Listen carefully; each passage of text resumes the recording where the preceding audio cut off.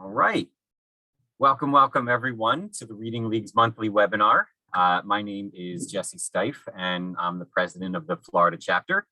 And so just a few words before we get into the content of tonight's excellent webinar. I want to encourage everyone to keep up with us by either visiting us at fl.thereadingleague.org or following us on Facebook at The Reading League Florida. We're always disseminating high quality resources over there that are directly applicable for teachers and educators. And while you're on our page, I encourage everyone to consider joining us as members.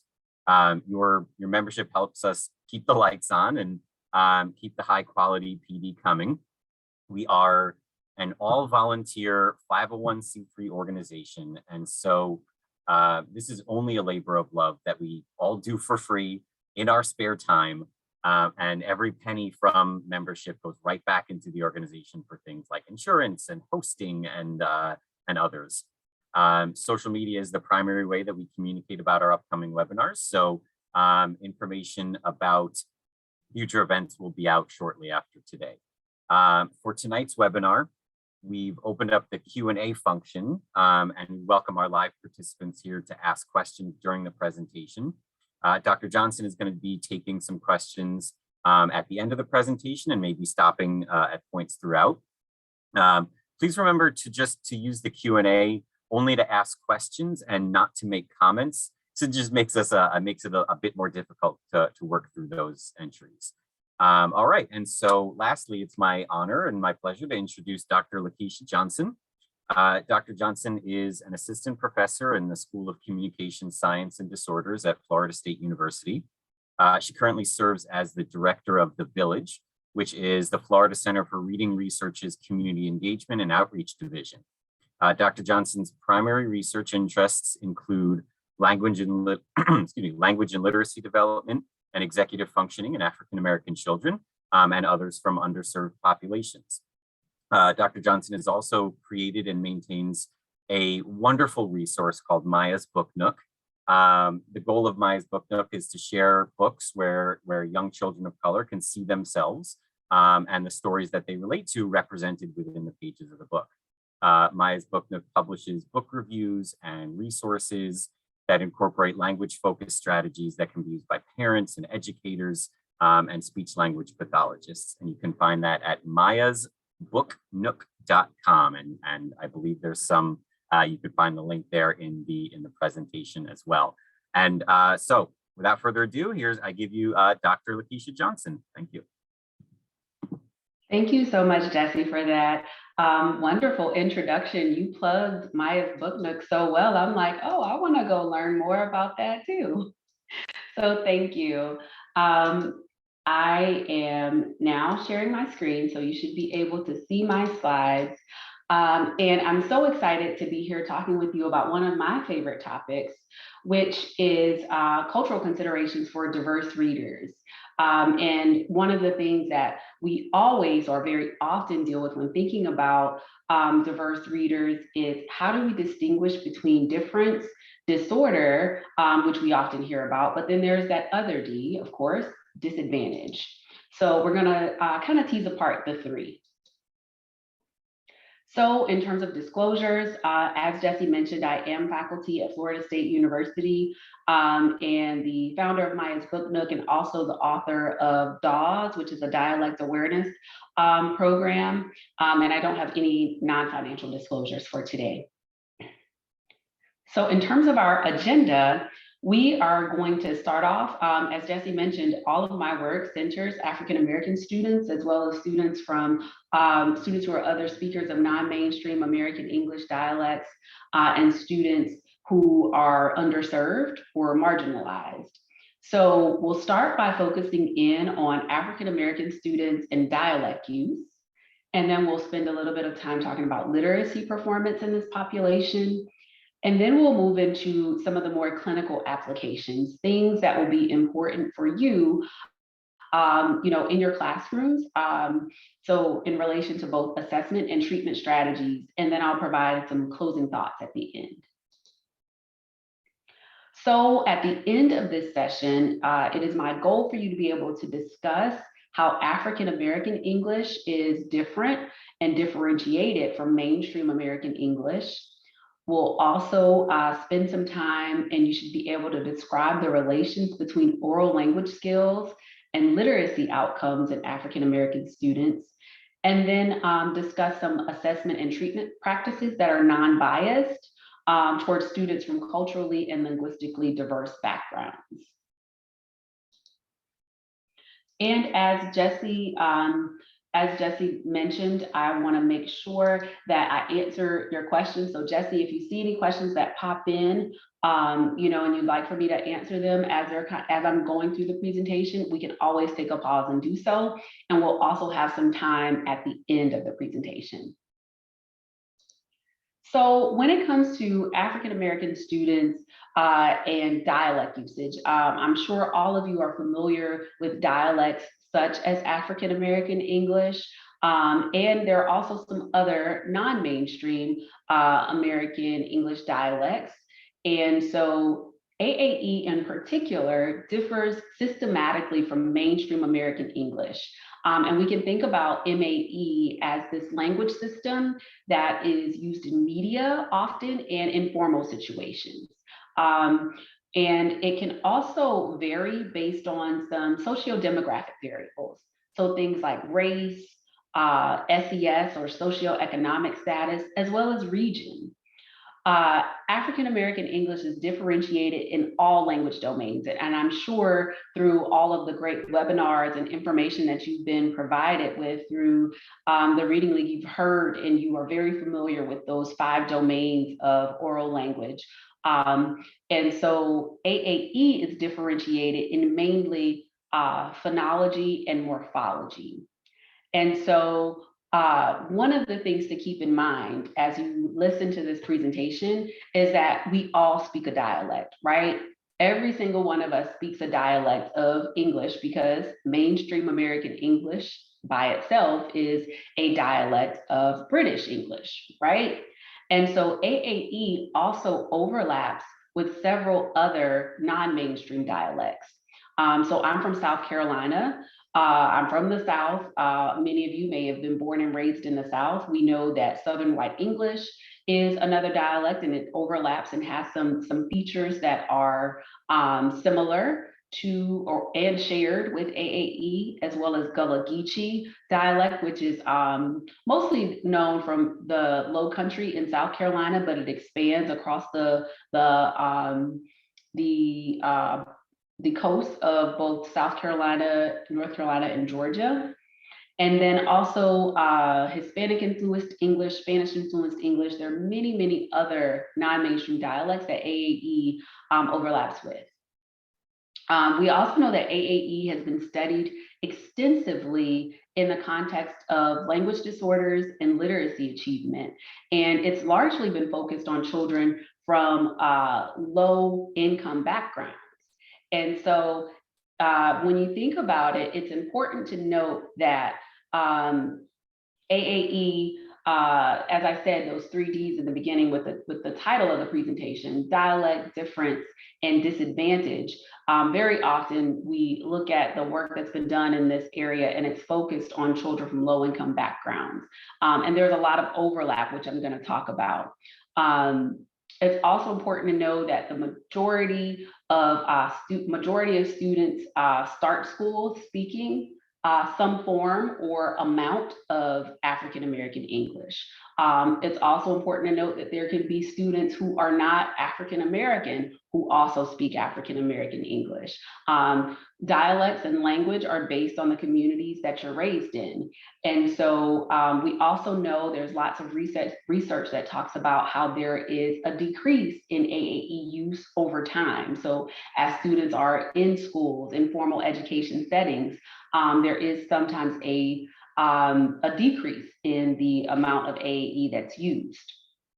So it's been long regarded, unfortunately, though, as a low prestige dialect. And so it's been heavily stigmatized both in mainstream media as well as in academia. And so as a speech language pathologist and someone who has an interest in linguistics and sociolinguistics, that impact of culture and how that impacts language and power, the stigmatization of AAE has largely been based on adverse stereotypes and misconceptions of African Americans themselves, and not as much about the language system. And so dialects often spoken by the majority culture are often regarded as the standard, such as MAE, or they're considered high prestige, such as British English. So the earliest accounts of AAE characterize the dialect as broken and simplified, but we know based on lots of research across many different fields in sociolinguistics and psychology and communication disorders and developmental studies, it confirms that AAE is a rule-based language governed system. And so I've even found that when you tell AAE speakers, when you inform them and they learn more about the rules around this dialect system, they take more pride in it because they know it's not this thing that's broken, that they are talking in a way that other people don't understand or feel that it's negatively stigmatized. When they learn a little bit more in terms of how this is a complex and sophisticated variety of English. And so dialect use, it varies on a continuum from low to high. And there's been a lot of research that has been done by fellow SLPs and other educators, such as Craig in Washington and Nicole Patton-Cherry, that have really looked at more recently how dialect use varies. And so there are two concepts that I'd like to share with you when thinking about a student's dialect use when this is a student in your classroom. And so the rate at which speakers produce dialect features is defined as dialect density. So it's really this concept of how much or how frequently are they using dialect. You may have some students, for those of you who are early elementary teachers, you may, in the early grades, you may have some students who are really high dialect speakers where they have a lot of those characteristics. And then you may have others who are low dialect speakers where you may only see one or two features or characteristics. The other term, linguistic distance, this is a term that is used to describe how different languages or dialects are from one another. This is important because in the US, MAE or mainstream American English is often considered the standard or the point of reference. So when thinking about a child's language system and the type of language that they're speaking, we often refer to how far is it or what's the linguistic distance from MAE. And so it's really how far or how different a child's speech is from the standard.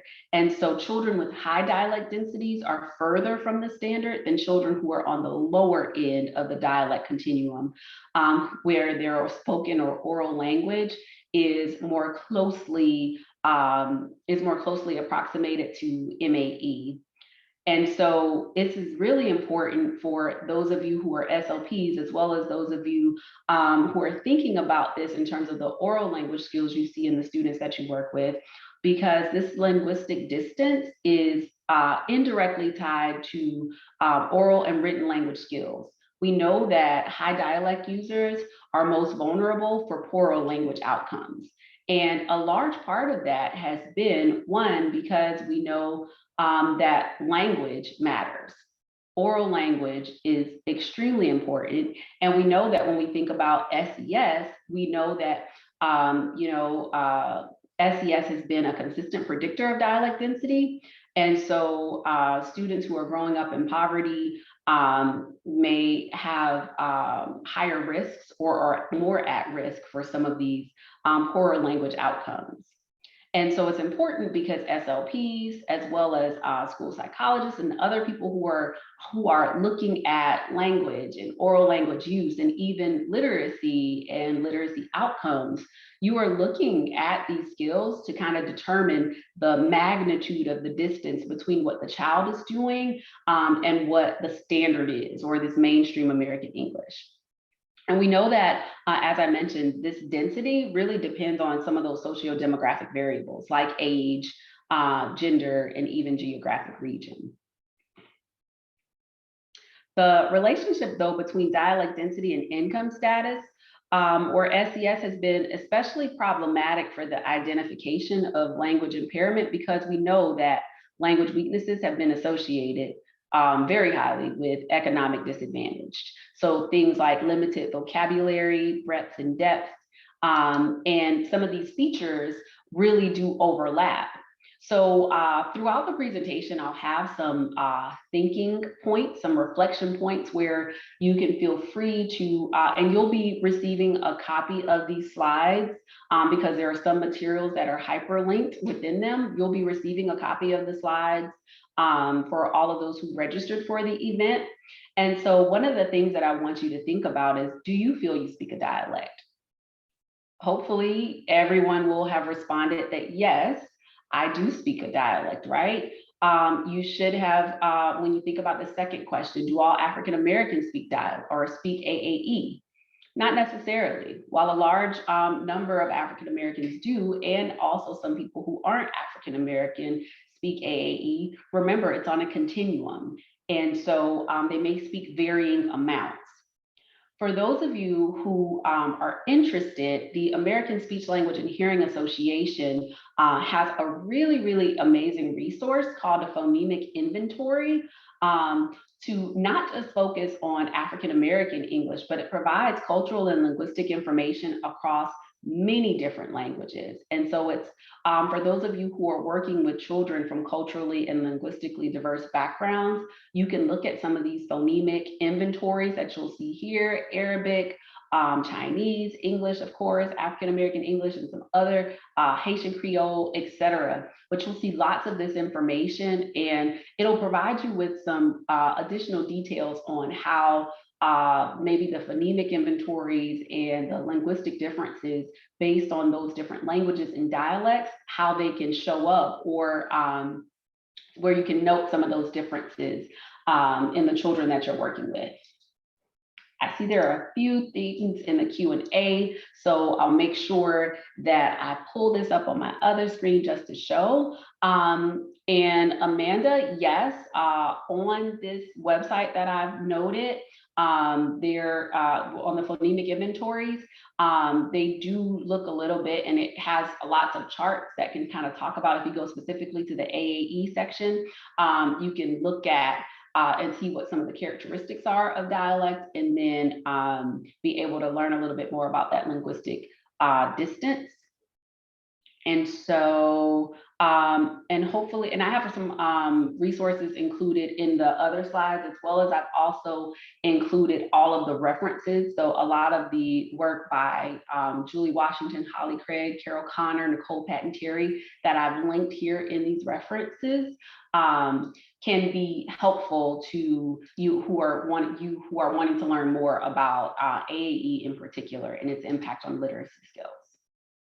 And so it's actually a really great transition because we're going to now focus and talk specifically about literacy. So I'm sure many of you are aware of the, the decline that we've seen in the NAEP scores, the National Assessment of Educational Progress assessment that's given nationwide to determine or get a temperature check on how we're doing as a country in teaching both English and math. And so only 18% of African American fourth graders read at or above grade level expectations in comparison to 45% of white students. And this was using the 2019 data. And so very often this is described as the Black-white achievement gap or the opportunity gap. And so even more interestingly, there's been little narrowing of this gap over time. And there's even been a decline in NAEP scores from 2017 to 2019. So this is pre-COVID, right? There was a decline, and unfortunately, this was most significantly noted in our lowest performers. And those include students of color, students who are growing up in poverty. And so a staggering 79% of fourth graders who are eligible for free and reduced lunch did not meet reading proficiency. I'm gonna say that number again, 79%. That is extremely problematic. And for those of you who are reading researchers, those of you who take an extreme interest, of course, in improving academic outcomes for students who are marginalized, students who are growing up in poverty, students of color, students with disabilities, these types of statistics are really gut wrenching, right? We know that despite all of the advances that have been made in our understanding of language and literacy development and best practices around how do we teach reading, and this canon of work with the science of reading that is continuing to be added to, many African American children continue to struggle with reading due to many of these external factors. So there are, for Black students, and actually I'm going to go back a slide, there are many different factors in the US in particular that can impact African American children, structural conditions in and out of school. A lot of the work that I do at the Florida Center for Reading Research is related to meeting the needs of our local community. And so while, yes, it is extremely important to continue to learn how children learn to read, how children best learn, best practices for teaching teachers how to teach children how to read, we also are very, very much aware that it is not just what happens within these school walls.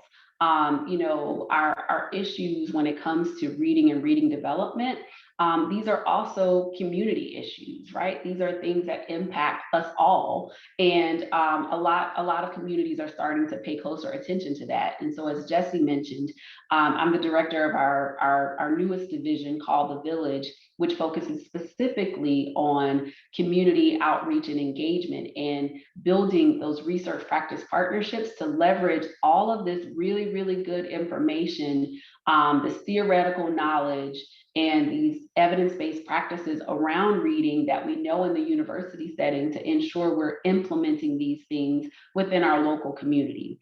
For example, when thinking about FCRR, we have to pass some of the most lowest performing schools in Tallahassee to get to our building.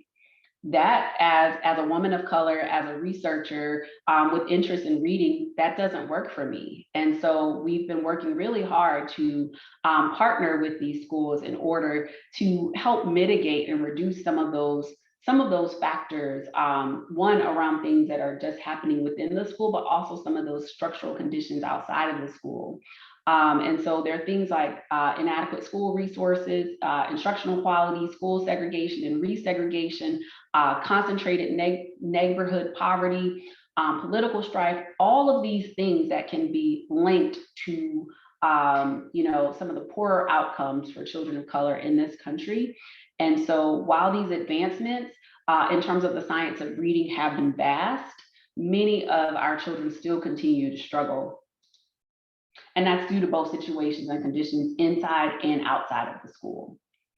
And so AAE use has been associated with many different literacy skills, and it's been a moderate and inverse relationship has been seen between the frequency of oral dialect usage, so what that dialect density is, how high it is, and reading and writing outcomes. And so it's a moderate and inverse relationship. The more dialect you use, the poorer the reading scores. Unfortunately, a lot of people hear that type of quote and then they stop there, right? You speak more dialect, then you're going to have poor reading. I want to urge you all to not stop there, because as I've just mentioned on those last few slides, we know that dialect in and of itself is not the thing that's causing poor reading, right? There are so many other factors that we have to talk about, and dialect by itself is not the thing. And so I urge you, if you get nothing else from this, that you know that we can't just stop at saying that kids who are high dialect speakers are going to have poor reading and writing outcomes.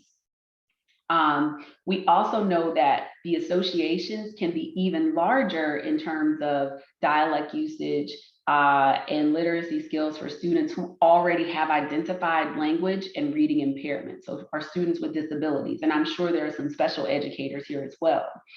And so the literature base around dialect, it shows that it's associated with numerous different reading skills, decoding, phonological awareness, spelling, reading, comprehension, even writing. Hopefully, one of the things you're noticing, though, is that all of those reading related skills are rooted in oral language. And so there's been lots of work that's been done from lots of different reading researchers that really show that when it comes to what takes up all of the variance in the skills that are seen in some of our poor readers of color, it really comes down to oral language skills, which is what we're going to get into towards the end of this presentation. And so, despite all of these vulnerabilities, I'm sure many of you are fully aware because these are students that you're teaching. Despite all of these compounding vulnerabilities, some of these risk factors that are additive and piling on one on top of the other, African American students can meet and do meet grade level expectations when it comes to reading. And we know that they can do this through both systematic and explicit instruction.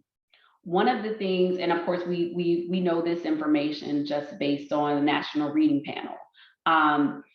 What we need to know, though, is that maybe one of the things that I'd like to propose in some of the work that I've been doing has really been focused on focusing and leveraging what students bring into the classroom in order to help them become stronger readers. And so having a focus on oral language through utilizing language-based, dialect-informed instruction. And so in and of itself, using dialect does not cause literacy deficits. And in this article that's cited here, Dr. Nicole Patton-Terry, Brandy Gatlin, and myself, we talked a lot about how we can learn from research that's been done with Spanish-speaking Spanish-speaking bilingual students, and how the information that we've learned and the methods and strategies that we use when teaching English language learners, how that can inform the work that we do with students who are bidialectal, students who speak more than one dialect, like our African American English speakers. And so quite often we teach and discuss dialect versus disorder like it's this dichotomy, right? Like it's very gray, or like, excuse me, like it's very black or white, but really it is not at all. There's a lot of gray space, as you can see in this Venn diagram, right? We know that there are students who speak dialect who also have a language disorder. So dialect or disorder can, be there within difference.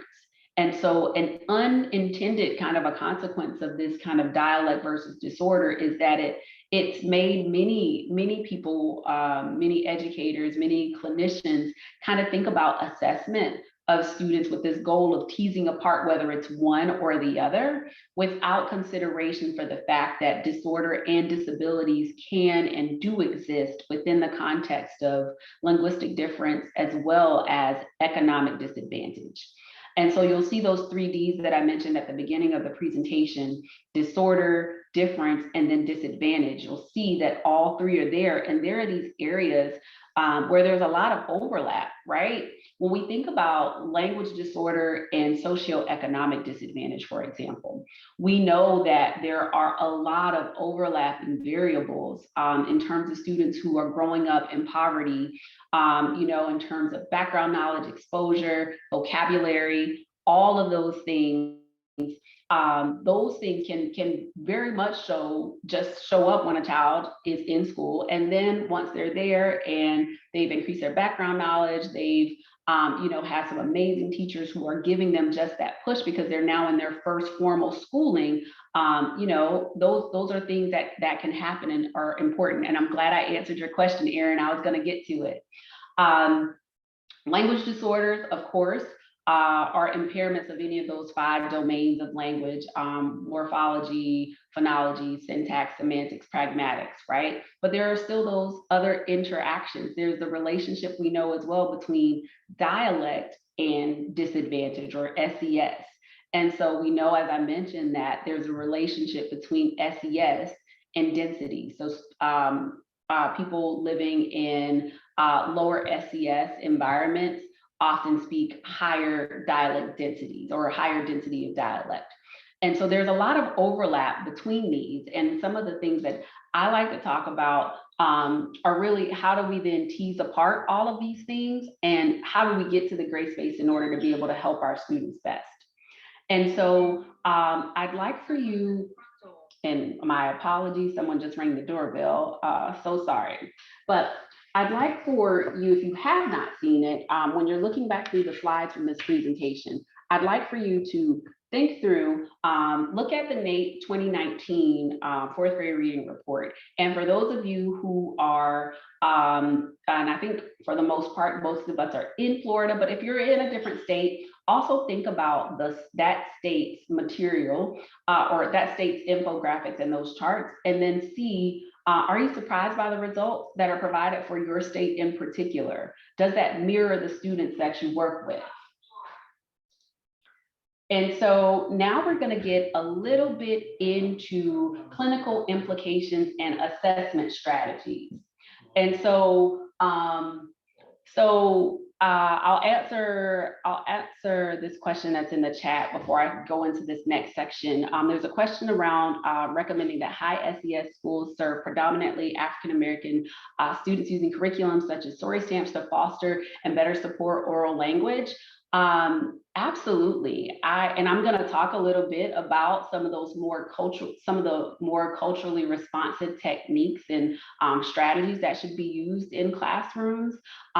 It's super important, as Jesse was mentioning in the bio, when we think about how do we work on and target oral language skills. One of the best ways we do that is through books, right? And it's even more important to do so through books that are authentic, that are representative. I like to use a quote from Dr. Reading Sims Bishop, who's known as the mother of multicultural literature. You may have seen it probably on social media when people talk about books being windows, mirrors, and sliding glass doors.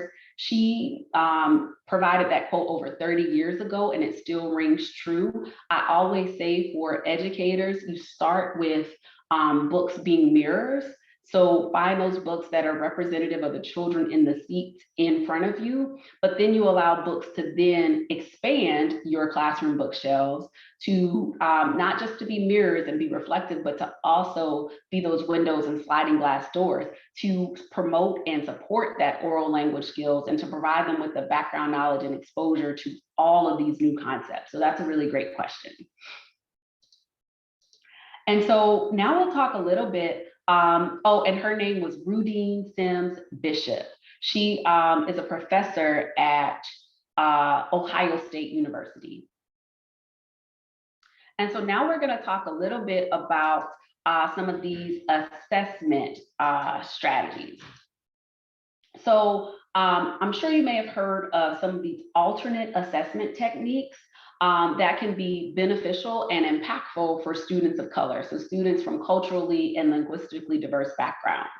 And so we know that there are potential cultural and linguistic biases that have been found on many widely used norm referenced or standardized assessments.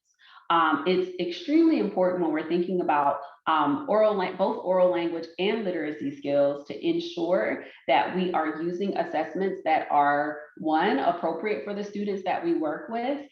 You'll find that many assessment creators and publishers are now starting to include appendices in the back of their manuals that talk a little bit about linguistic variation. So for example, on the SELF, that's the clinical evaluation of language fundamentals. That's one that's used very frequently in SLP. to look at to measure oral overall language skills. What we know is that they've now included some appendices related to Spanish influenced English, appendices related to African American English, and a few other dialects, which is super impactful. But in the meantime, what do? We know that the validity and the reliability has kind of scrutinized, and it's consistently revealed some of these cultural and linguistic biases. And so it's crucial, though, that we identify students who may have developmental language disabilities very early on, and we want to identify them accurately so that these don't end up also becoming students who have language impairments who are also struggling readers. And so when we do this, it ensures that their literacy doesn't suffer later on. So we want to ensure that we equip them, and we want to ensure that children who may actually have language disorders or reading impairments are identified early enough.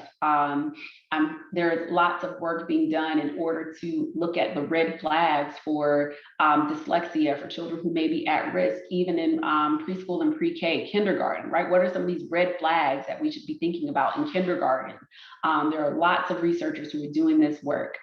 And so I'm going to tell you a little bit about some alternative methods that may be necessary to determine language disorder. And these things can also be impactful when thinking about reading impairment within the context of AAE use and socioeconomic disadvantage.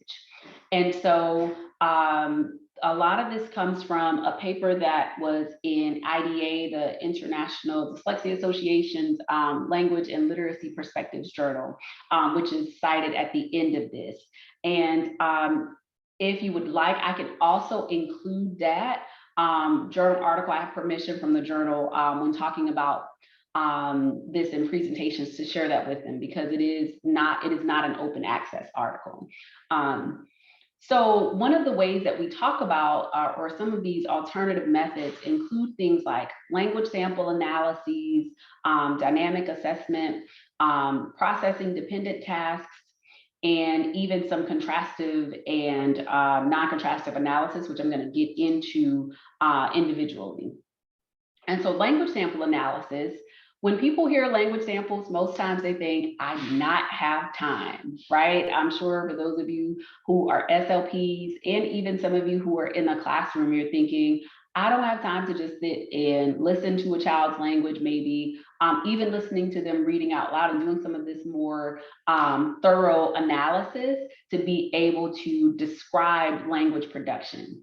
So LSA, or language sample analysis, is really, really crucial because you get to thoroughly describe language production, and you do so in such a way that can be more informative, or it could really help kind of coalesce what you've gotten or gained from the standardized or norm referenced assessment that you've done.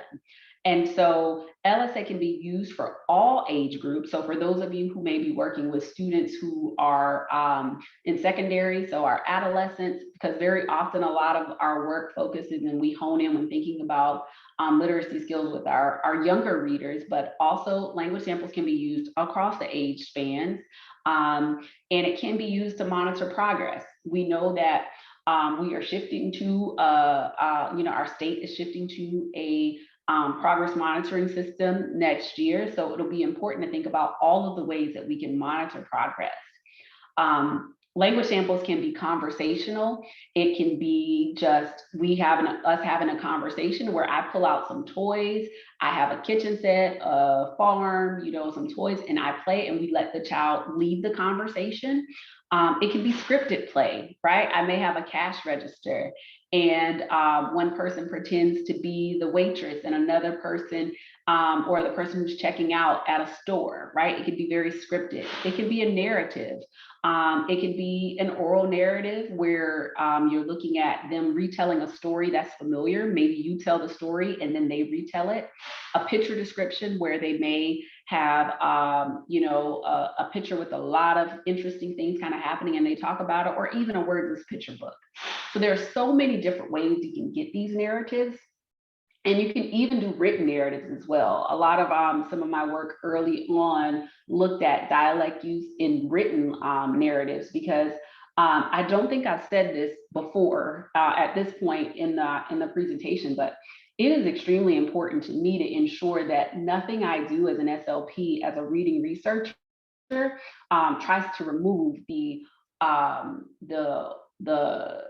tries to remove the way that a child speaks, their native dialect, their home language.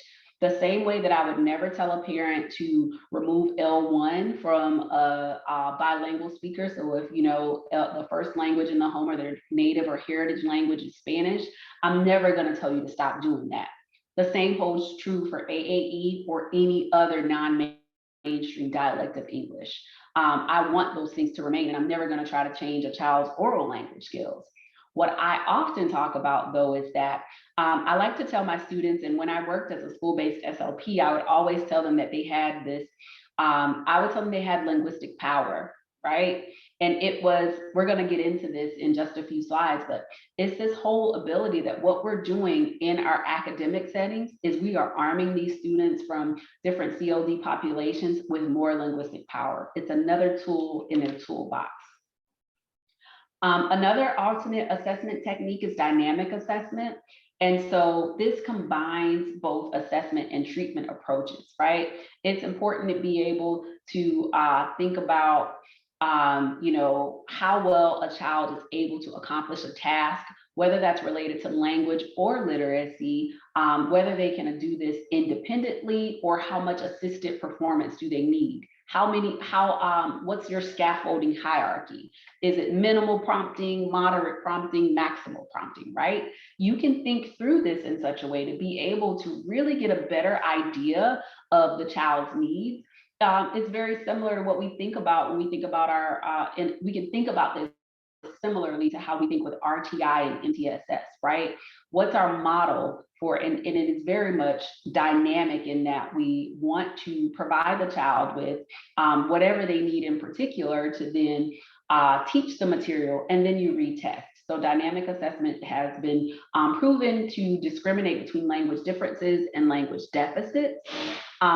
We know that children who are speakers of AAE will show more modifiability during that test, teach, retest period than those with true language deficits. So dynamic assessment can be important. Processing dependent tasks are also really important. As Jesse mentioned, I do have some interest in executive functioning skills. One of my main interests when I was a doctoral student was I was really interested in the students who code switch automatically or spontaneously without anyone ever telling you that you need to do this. And the students who are and the students who don't, where the dialects kind of it hangs on. So as I mentioned, some of the earlier work from Julie Washington and Holly Craig talk about how at the beginning of school entry at kindergarten, they will be using a large amount of dialect, and then it steadily declines, and then it kind of plateaus around second and third grade. So it plateaus. What happens during that point? And one of the things is that I've been doing some research around is executive functioning. We know that a cognitive advantage has been found, a positive cognitive advantage has been found in bilingual speakers. And so we've been starting to do some of that research and model after what we've seen in bilingual speakers with by dialectal speakers by looking at some of this executive functioning. And so processing dependent tasks are recommended for African American students because they're minimally dependent on prior knowledge, right, and experiences. Which sometimes very often if items on a standardized language assessment, that may not be the case. And so working memory, non-word repetition, sentence repetition, all of those are tasks that are designed to be equal in familiarity to all test takers, regardless of their language knowledge. And it helps to then decrease the biases for students from culturally and linguistically diverse backgrounds. And so we can distinguish whether poor performance on a processing task really reflects a language issue, a underlying language issue or deficit, or if this is background knowledge, where they may not be familiar with this concept. And so the final technique in terms of an alternative assessment strategy is through contrastive and non-contrastive analysis. And contrastive analysis is the systematic study of a pair of languages with a view to identify their structural differences and similarities. I love contrastive analysis. We use it all the time when thinking about the work that we do as SLPs, where you're helping to deepen a child's understanding and underlying knowledge about the structure of language, right? So when we think about these things, while I'm of course talking about from the lens of working with African American English speakers, these are strategies and skills that will work and should work for all students. So contrastive analysis is really just being able to identify structural differences and similarities. And so we've done this in a way through some of our work with looking at dialect features. So features like, which we're going to see on just the next slide. Remember, dialect density is that number of features that are used. And you take a ratio of the total number of words that a child uses, for example, in a language sample, and then you look at how many dialect features to really get an understanding of where they fall on that dialect usage continuum.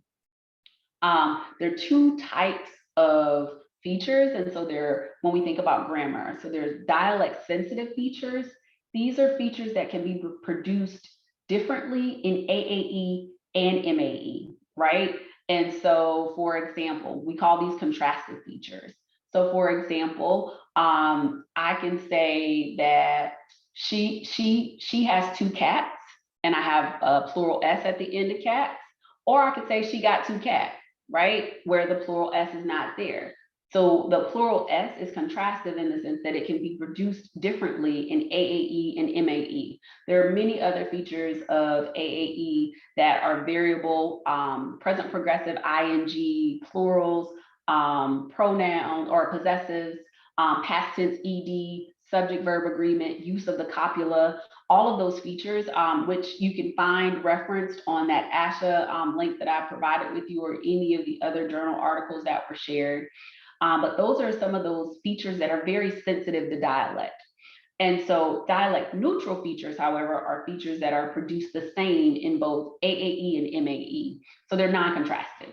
And I like to tell people to think about the non-contrastive, because those are the things that are going to help you distinguish between difference and disorder, right? Because for example, when we think about this, these are some of these dialect sensitive features.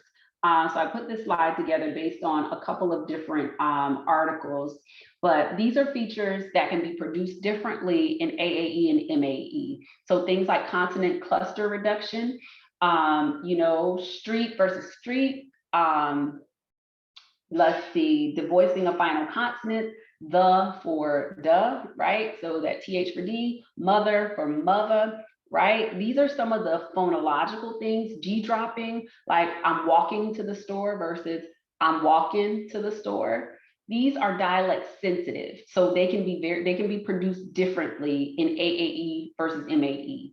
So they're both phonological things that you can see, as well as morphological things. I always like to share slides like this because it helps for educators to be more aware of some of these dialect sensitive things. So maybe you're thinking now, as you see some of these grammatical features, some of these phonological features, you're thinking, you know what? I have noticed some of my students, they drop off those final G's. I've noticed that maybe they don't include the copula or the to be form of the verb, right? Or maybe sometimes they use subject verb agreement, other times not so much, right? So that's the dialect sensitive. The dialect neutral, these are the spaces and places to where, whether you are an AAE speaker, whether you are a MAE speaker, these are the things that are dialect neutral. Dialect will not impact them. So things like articles, right? If we have a child leaving out articles, that is a clear red flag for a language disorder, right? Modals like want, will, could, and can, conjunctions, prepositions, locatives, all of those are very much dialect neutral features. And so when you start to look at some of these more neutral features, you can be able to tease apart whether this is something that's being impacted by dialect or not. So you may be thinking, all right, what's next after I've determined that the student actually does have a language disorder and is a speaker of AAE, right?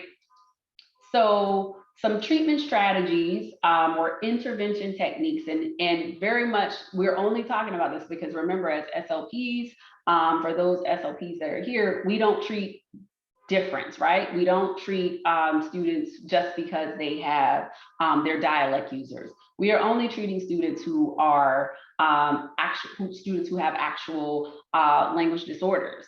What we can do, however, is help to ensure that educators are more aware of some of these dialect features, so that then when they do see these things in that show up in students' work, or even in their oral speech, for example, they're more aware, right? And so given the links between poverty, oral language ability, and spoken linguistic variation, it's really important to explore how we can not only use, but also increase the linguistic power of AAE speakers. To the things they bring into the classroom, we should use it as a launching pad, right? These differences should be viewed positively. And we can use these things to then impact and improve reading outcomes.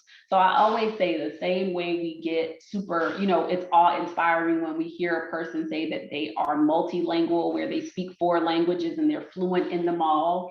I want us to have that same feel, that same thought of being impressed when you hear a African-American student say, I'm bidialectal, right?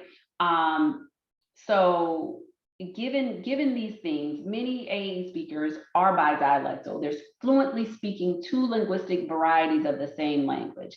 And specifically to be bidialectal, there's a linguistic flexibility, right? There are meta-linguistic skills. There are things that you have to do when thinking about language to be able to do this. And so that's why I always tell them, I'm not trying to change what you brought home, because we all speak this dialect. We all speak a dialect of some sort. My only goal as an SLP and as a reading researcher is to help you increase your linguistic power. You then get to determine how you use it, right? And so practitioners can utilize instruction and interactions that explicitly draw students' attention to how language can vary by context, and support their ability to then use this knowledge to read and write. Research has found that this kind of dialect-informed instruction is positively related to reading achievement in 2nd through 4th graders. So that's an article that I've also linked there. We looked at and specifically looking at writing. So that's why these were 2nd to 4th graders, because remember, I'm not trying to change oral language. We looked at writing, but we made students explicitly aware of the differences. First, by teaching them that, hey, you speak a dialect and this is what it is, and it has rules. And now we're gonna do some contrastive things to be able to increase their linguistic power, and also talk about the differences between MAE and AAE. And to draw their attention to these very specific differences between the two. There's also work by LARC, a reading consortium that talks a lot about, and their research is really amazing, because it really drives home the point that what matters most for poor readers is language. And so 60% of the variance in reading comprehension is explained by language skills in 3rd grade. And so it's important for us to be able to think about, how are we going to look at leveraging this linguistic power that they have to be able to then be stronger readers. And so within this article, we talk about explicitly teaching oral language skills, such as grammar, vocabulary, text structure, knowledge, comprehension monitoring, and inferencing, all of the above to positively impact performance on measures of language and reading comprehension. And those things happen in first through third grade. And so, of course, we know with everything we know about structured literacy and the science of reading, it is extremely important that we have systematic and explicit instruction in phonology, in phonics, right? We want to ensure that children are learning how to decode appropriately. But it's also important that we think about these oral language, because we can't leave the oral language piece to just happen, because we know that it won't. And this is extremely important for our students of color.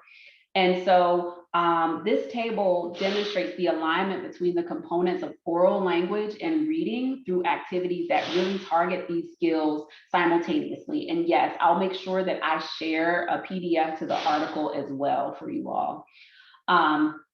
And so when you think about this alignment, right, we think about those 5 domains of language, which I've listed here. You can see that each one is specifically aligned and taps into a reading skill, right? And so with phonology, that's the alphabetic principle, right? Letter sound correspondence and decoding. So these language infused reading practices where we are very explicitly teaching common sound spellings, those orthographic rules, orthographic principles, right? Being able to do those things are going to be really, really impactful. Teaching sound awareness activities, all of our things where we know about phonological awareness is going to be extremely important. When it comes to semantics, thinking about vocabulary and comprehension, you know, we want to increase both breadth and depth of vocabulary. We want to increase their knowledge through word web, semantic maps, concept diagrams, all of these things to really get a deeper understanding of how language systems work and how when you change 1 or 2 words, this can change the meaning, right? And when you pair words together, how that changes meaning. Semantics is also directly related to comprehension and inferencing and predicting. Morphology and syntax directly aligned with decoding and word analysis. So when we teach strategies like chunking of sounds, common word parts, when we teach orthographic rules, right? All of these things are really, really important, and not just, and also thinking about syntax in terms of text structure awareness is super important. And so, as I mentioned, these linguistic differences that students bring, a few strategies that we've used in some of our work to increase this bidialectalism, to increase this linguistic power, I want to go through a few of them with you. And hopefully you'll find that these are a few things that you'll be able to do within your classroom. And so these are skills that can increase bidialectalism. And like I said, that while we are, yes, and these are all skills that can be taught and go hand in hand with what you're already doing in terms of evidence-based practices for reading and writing instruction. And so contrastive analysis, you heard a little bit about already on those previous slides. So you can think about it through, pragmatics, where different linguistic patterns may be appropriate or can be used in different contexts. And sometimes I don't like to say that they're necessarily one is appropriate and inappropriate, because yeah, I should be able to use AAE whenever I want to. You will hear AAE in my presentations. I use it in my class, specifically when I'm teaching students who are going to be future SLPs, because we can't say in our fields as educators, as practitioners, that we value the cultural and linguistic differences of our clients, but we don't actually value them in ourselves, right? And so it's important for our students who are going to, our students who are going to be future professionals in these fields to know that, yes, you do speak a dialect, and yes, you may hear that dialect, and it's natural and it's authentic. So activities like sentence sorts having students sort sentences into mainstream American English versus African American English based on use. So this one in particular is based on past tense ED. Identification is another strategy where you want to focus on the receptive knowledge of a student. So remember, when we're thinking about language, we can do that either receptively or expressively. Receptive, how much they understand; expressively, what the actual output is. So increasing their knowledge of morphemes through morphology. So really honing in very explicitly on these grammatical features, right? On these morphemes that change the meaning of a word. And so doing some grammatical feature identification where they have to look very specifically around it. And they're ending up just learning more and more about the structure of language, which is super important. You can also transform, which is going to target both morphology and syntax, where sentences can be changed from AAE to MAE. I used to do this with music. We've done it with books, which can be super impactful. This article also includes a list of books for different age groups that include AAE in the text. So I often use books when working with students to be able to talk about how the differences. You know, they may notice that, oh, when the character uses AAE, it's in quotation marks, right? Because this is the person speaking versus when the narrator or the author is just writing, you know. So it's important to be able to let them transform. You can do closed sentences for that. And then, of course, you want that expressive part, that formulation. So when they're writing themselves, looking at when they're creating sentences, if you've had a unit that is focused on plural S, because that is a feature of African American English that can be variable, right? Then we're going to do activities that target and feature where they're explicitly having to do so in their writing. So hopefully at the end of this section, you kind of noted the relationship between language and reading ability, and that there is a huge relationship, right? You know, oral language is the foundation for reading, and we can't talk about all of the other big areas of reading without first talking about oral language. And then hopefully you're also thinking about the strategies that you saw in those last two tables. What can you do immediately? What can you implement with your students? And so a few closing thoughts before we have some time for some more questions. What does all of this information mean for practitioners? And so, like I said, if you leave here without any other thoughts or ideas, bidialectalism, bilingualism, these are not things that are risks in need of being remedied. So our goal is not to change a child to just being a monolingual or just using one dialect, mainstream American English. We are not remedying bidialectalism and bilingualism. What we need to do is ensure that we know that there are unique language experiences that have different implications for a child's language knowledge or English language knowledge, right? It has different implications for what that child brings to the table in terms of their mainstream American English language knowledge. And therefore, it may impact reading development and achievement. And so there is evidence that when provided with rich and robust language interactions, that bidialectalism and bilingualism can be leveraged as strengths to support literacy learning. And as I mentioned, we also know that there has been a lot of evidence in bilingual speakers, and not just bilingual Spanish speakers, but in many other languages as well. I've looked a lot because a lot of my work is dealing with dialects in Greece and Cyprus, and the dialects that are used there. There's a lot of this work around the cognitive advantage between these more heavily stigmatized dialects and then the dialects of the mainstream media or more formal, quote unquote, formal language. And so these skills that have been discussed today can and should be used with all children. And so, when thinking about how do you then create a culturally responsive environment, many of our schools, our universities, our programs are ensuring that we're having more conversations around diversity, equity, and inclusion. And although Gloria Latson Billings wrote this article and provided these culturally responsive teaching characteristics in 1994, which is linked here, all of these things still ring true today, right? Our perspectives on parents and families and their impact, that families and caregivers have equipped their kids in the best ways that they know how when they come to school, is important, right? And to helping parents become more aware of how they can be effective partners in this education process, increasing the dialogue. And so those things are important. The communication of high expectations to students, right? All students should believe that that they're going to be successful and that you have high expectations for them. We should understand the communities in which children have grown up, right? And so understanding the context that they're growing in and how those communities have an impact.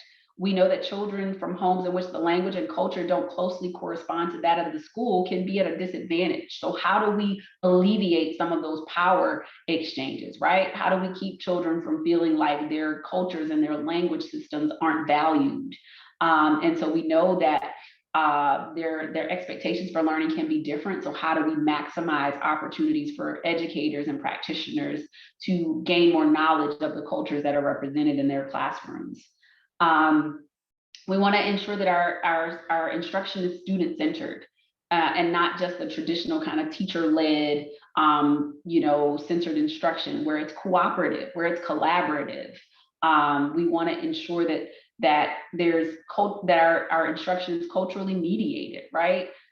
Where we're allowing for multicultural viewpoints and inclusion of knowledge, where the materials that we're using are important. So we reshape our curriculums to be able to do so, where it's meaningful and authentic to the student. And also, we want to be, both as practitioners, facilitators of this information, right?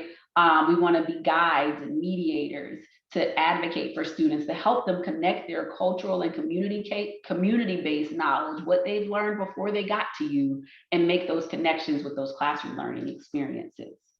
And so we want to utilize culturally and linguistically sensitive approaches. You can do that first by increasing your knowledge of awareness of dialect forms. So if you aren't familiar with a lot of the forms that I showed on those slides where we talked about culturally sensitive and culturally non-sensitive, those contrastive analysis slides, one of your first steps to learning can be specifically to learn more. So if you have a student in your classroom who is a speaker of Haitian Creole language, right? You're going to learn more specifically around Haitian Creole, where we're looking at some of those specific forms and how that can impact MAE. Are there specific things that show up in certain languages? Are there specific sounds, right? There are some languages where there are some sounds that aren't in that language, where we have them in English. That can impact letter sound correspondence and decoding, right? We don't want to, of course, make assumptions about a student's ability. We want to strengthen students' sense of identity, promote equity and inclusivity, engage them in the course material so that it then supports critical thinking. Ensure scoring modifications are used for language variation when they're available. And then we want to include that information in our reports, right? So for those of you who are responsible for diagnosing language disorders, reading disabilities, we want to ensure that you're providing information around when you're doing those assessments, whether you're using standardized assessments or alternative assessment techniques like the ones that we talked about to supplement the information that you know about a student's abilities. That you talk about whether this is a child who is a suspected speaker of AAE or some other non-mainstream dialect, and how that can impact your results or their performance on those measures.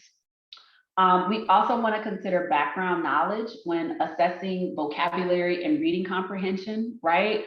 It's so important that we don't get caught up in thinking that we think kids know all of these things before they come in, right? Before they come into our classroom, and we have these assumptions that they know this information. We want to increase the use of diverse books and therapy materials so children see themselves reflected. And it's not just books, right? It is all of the materials that you use. So if you are a person who loves to buy activities and things, lessons off of teachers pay teachers, right? Are they reflective? Are they authentic? Is it helping to be those windows, mirrors, and sliding glass doors? The puzzles, the toys that you have in your classroom, the games, right? All of those things are extremely important. And while yes, there are some texts that you must use, and they go along with the for those of us who are in Florida, those best standards, they have book lists. There are certain basal readers that go along with what you're doing, but you also have that liberty to be able to expand by bringing in some of these materials. On my website, and through a lot of our work at FCRR, I started these storybook guides that are called Beyond the Book Guides, because we know when we think about even reading with a child, it's not just the text on the page. It's all of those things that you do around reading. So the conversations that you have around reading, the questions that you're asking, that really impact and make the biggest change on those oral language skills. And remember, those oral language skills are the foundation for those later literacy skills. And so you can check out the website to get some of those storybook guides, but it focuses on things to do before, during, and after reading, extension activities, ways to activate that prior knowledge. And those are all available for free. And we're going to be adding more and more of those to the website. And then, of course, continue professional development. Continue to ask for these types of sessions where you go even deeper to make the connections, and then share that information with those who are in your schools. How can you start to actively make some changes in your respective classrooms? And I thank you all for your time, for your attention, for listening today. I can be reached. My email address is there. You could also find me on social media, all of the places at Maya's Book Nook, or on all platforms, or on Twitter at Dr. JSLP. And I've included, of course, some references. It's really small, but I wanted to make sure I got everything in there. And I think now we will start with some questions. So I'm going to stop sharing my screen so then you can see both of us, and we'll answer any remaining questions that you may have. First of all, wow. Thank you. Thank you so much, Dr. Johnson. That was really, really excellent.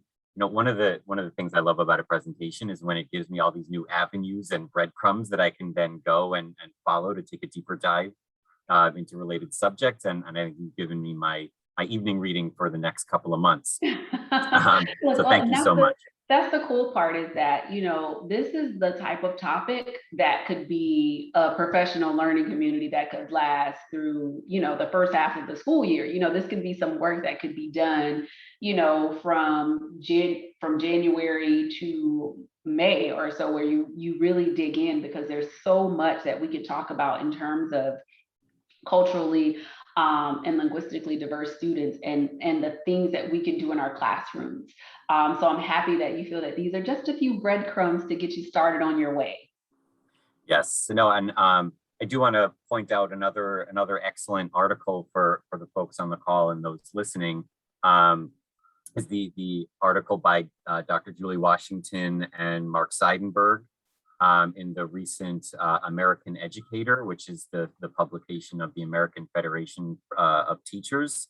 So definitely Google that article, Dr. Julie Washington, Dr. Mark Seidenberg, in the AFT article, and they did they had a follow-up discussion on Dr. Seidenberg's YouTube channel, which you can find freely available online there. So the questions are starting to come in here. So let's get into those. Oh, someone asked, I think this is an excellent question. A lot of excellent questions here.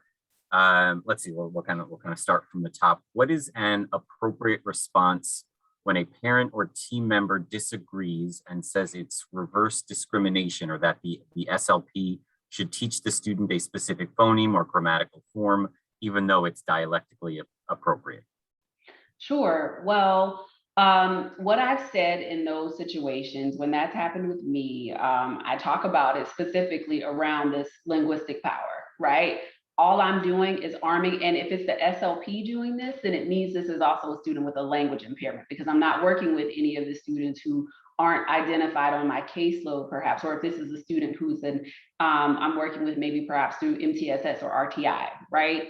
But I very much educate them around dialects, around differences, around making distinctions around language and language use. And usually I've gotten a pretty good response when I go that route. Like when we ensure that people know that this dialect is rule governed, there are some things that you just can't put together. You can't slap it together and then still say the say, right?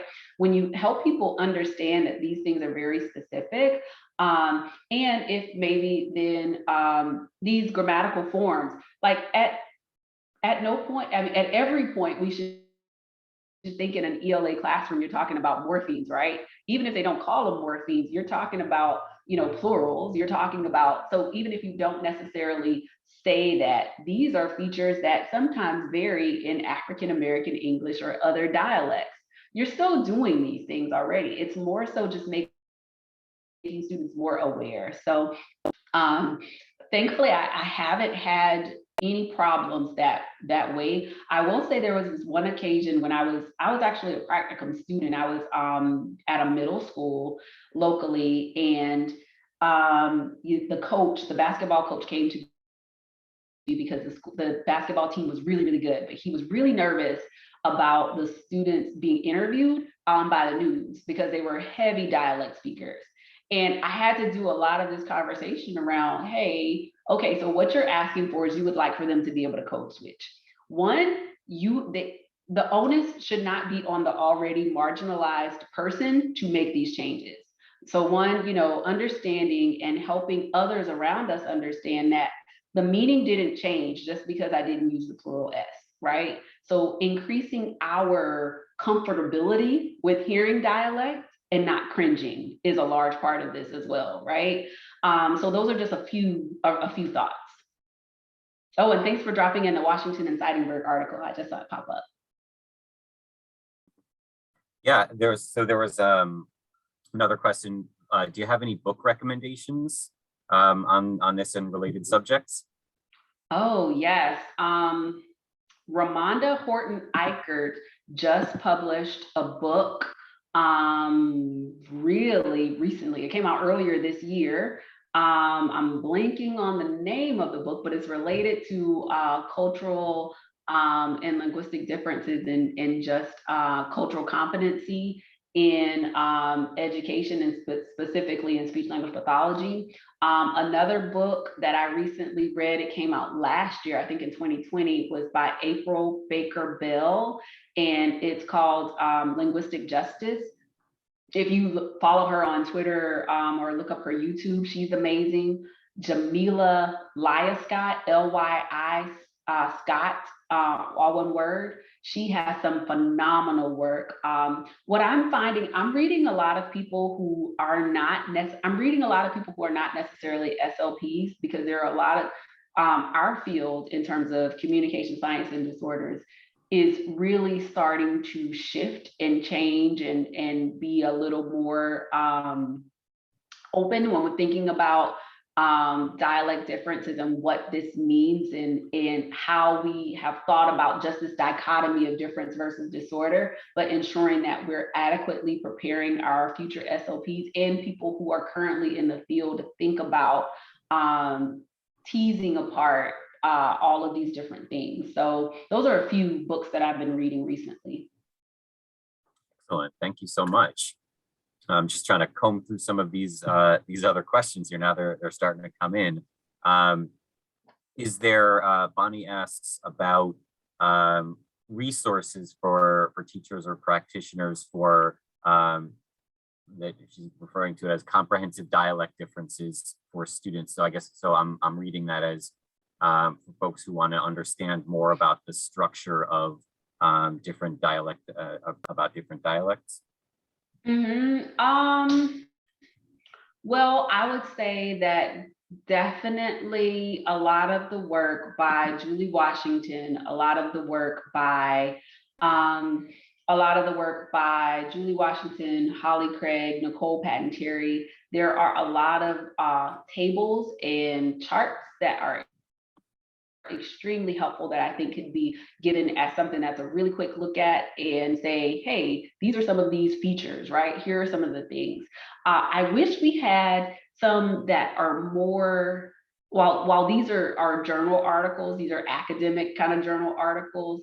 Some of the things we've been thinking about doing is some websites and other mechanisms for getting to practitioners to really be a little more practitioner friendly, one for access, right? For even getting to access to the articles and having them more open access and freely available. But those are a few that come to mind that can be helpful. Yeah, one of the several issues of translational work, right? But Right. And I that's have found, it's so important that that translational piece of the science is really a large focus, I think, for a lot of researchers right now, to where we want to make sure that we don't just let the knowledge live on our university settings and in these journals. So it's important for organizations and chapters like the Reading League who are helping to navigate and kind of bridge that gap, which is extremely impactful. yeah, thank you. So I will say to everyone, I have had a literally 100% success rate when in emailing authors and researchers to get preprints or postprints of their, I don't know if postprint is preprints of their articles. If you're reading a paper by Dr. Johnson, by Dr. Patton Terry, by Dr. Washington, and you see in the references an article that you'd like to read, and you're only able to see the abstract online, shoot them an email and say, hey, can you send me a copy of this? It works literally 100% of the time. Folks are overjoyed. I get those emails and it's like, oh, hey, somebody wants to read this. Great, right? I respond. I'm always willing to share and to help because it's a huge access problem in our field. And I think a lot, education, psychology, a lot of we're trying to move towards being more open to be able, and I think it's helpful that now so many amazing and fantastic researchers have podcasts like Dr. Seidenberg that you mentioned, Dr. Tiffany Hogan, and a lot of people, Sarah Hart, they all have these amazing mechanisms to still get this information out where they're interviewing and talking to these reading researchers and experts, but also now doing it in a way where you can stream it through their websites or Spotify, Apple or iTunes, or what is it, Apple Music, right? Clearly I'm not an Apple person. But yeah, it's so important to be thinking about how do we translate and get this information into the hands of the people who are actually working with students tomorrow. Yeah, and on that topic of podcasts, there are a number of excellent ones. Dr. Hogan, is it the See Hear Speak podcast? Yes. That's an excellent one. More speech language pathologist oriented, although there's plenty of great information in there for teachers. Amplify has the Science of Reading podcast, yes, where they have experts every week. Glean Education, GLEAN, also has a fantastic podcast. Oh, I haven't heard of that one. GLEAN. Mm-hmm. Okay, yep. I'm gonna have to check that out. So it sounds like you're gonna be compiling maybe a list of some. I think the other thing too is, we need a place to where we kind of house like all of these kinds of resources. So then when an educator says, hey, I want to be able to listen to a few because I mean, you're not trying to make more work for yourself, but maybe when you're cooking dinner or in your commute, right? And you want to listen to some of this stuff, I think it can be really helpful. Yeah, absolutely. Okay, so I know we just have a couple of minutes left here. There seem to be a number of questions about students who are nonverbal or who require functional communication devices. I don't know how super relevant that is necessarily to this topic, although very interesting. Um, Yeah, in terms of enhancing the reading experience for students who are nonverbal, what I've done in the past, and I am no longer a practicing SLP, so I haven't worked with students with complex communication needs for a few years. But one of the things that would be impactful was using some of those functional communication systems or low tech AAC devices to be able to allow them to still be a part of the reading experience. And so whether that's pre-recording a repeated phrase and then they get to push that button, for a student who may be nonverbal, but they get to still participate in it by pushing a button that then repeats that part of the phrase, where then they're now a part of the entire class hearing this story, whether you're prompting with some hand over hand or they're able to, do that themselves. But I've been able to, those are a few things that I've been able to use specifically when thinking about AAC devices and trying to implement those and trying to implement shared storybook reading practices with them. Excellent. Excellent. So I want to be mindful of everyone's time. And Colleen in the chat, who I believe is an administrator of an excellent social media group online. Hey, Colleen, asked how we can access those resources. If you're talking about the podcasts that we were talking about, those podcasts are free through your podcast app on your iPhone or Android. I know Apple Podcasts they have websites online that you can download them and stream them through your computer as well. So you can go back and re-listen to those that we were talking about. Yeah. All right, so we're getting down here to the end of the time. Dr. Johnson, if you have any kind of concluding remarks, we can go. But yeah, I mean, I want to thank you again. I am always so heartened by the generosity of that folks like you, researchers, experts, of your time. And so we very, very much appreciate you spending the time to do this. And I know everyone here found it so helpful. Absolutely. Thank you for inviting me. And I'll just say that this type of work is what moves me, right?